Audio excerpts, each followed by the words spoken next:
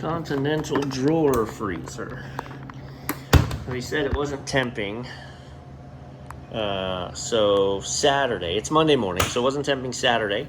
So they unplugged it, let it defrost, thought it was frozen up, didn't know that.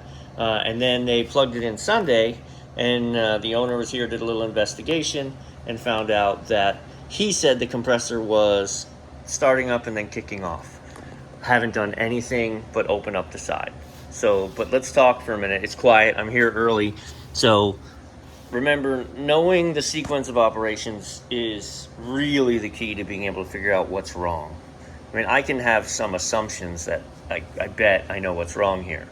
But when we take this panel off, it gives us a schematic, and you have all these wires, and it may look really complicated, but it's not.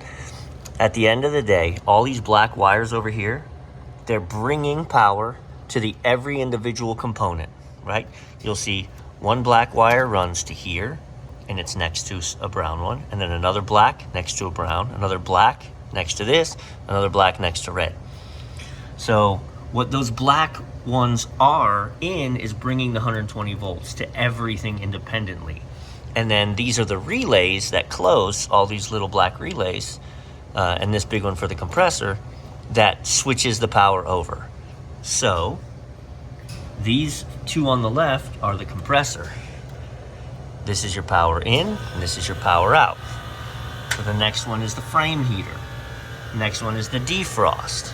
So this is your power into your defrost, and this is your power out of your defrost. If you look, you see the neutral wire is actually burnt on the defrost. Don't love that. So then it energizes the plug, comes up here. Remember, these are different. This one's energized all the time because it's a vaporizer. If it has it, this unit does not, which is a hot well underneath, melting off the water. So when I've got this off, when we plug it in, I'm gonna leave that off. We're gonna let the controller fire up, and then I'm gonna turn on the actual board. I'm gonna connect my amp draw to my compressor circuit and see what's going on there. All right, so I plugged it in, and I actually turned the switch on. Right, it's on a little bit of a delay. These compressors, ooh. Oh, there's our fan. Ooh, 22 amps. All right. Dead compressor? Maybe.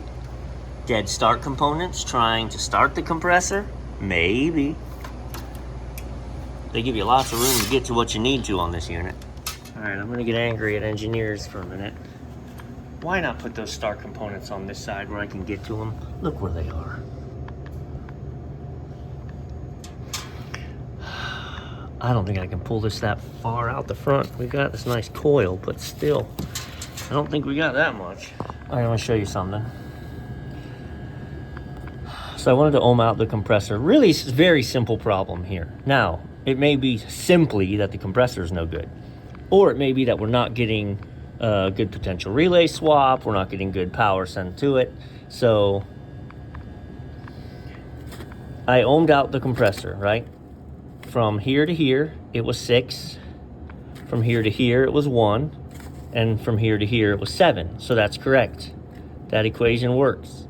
But that also tells me what I always was taught: can she run? Can she run? Common, start, run. But I found that's not a universal thing.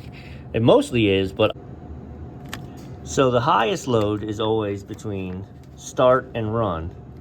And the smallest load is between common and run. So that verifies it is, can she run?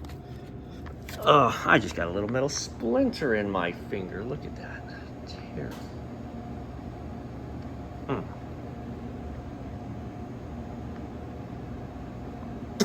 Handled. So here is our start kit. And I have it, and I've said so many times, you gotta watch, because look how it looks like. It tells you, if you just look at the picture, you're gonna put red, black, white. Nope, look at them. common is black, start is white. So that means you better have black, white, red. All right, so I've pulled my power forward from the terrible engineers, and we're ready to tap in here. All right, I've connected into my black common terminal. We'll see when it tries to start, if she still struggles. The way this really shook and rocked was odd. You know, the next question is, do you have 110 volts coming in? Which I'm going to guess yes, because we had our fan running. But tick, tick, tick. Now, I don't have the ground hooked up yet because I'm just diagnosticking. And 3, 2, 1, go.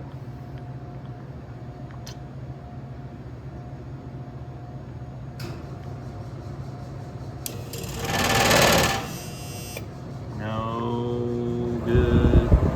She's not happy. She's gonna try again. That's what she does.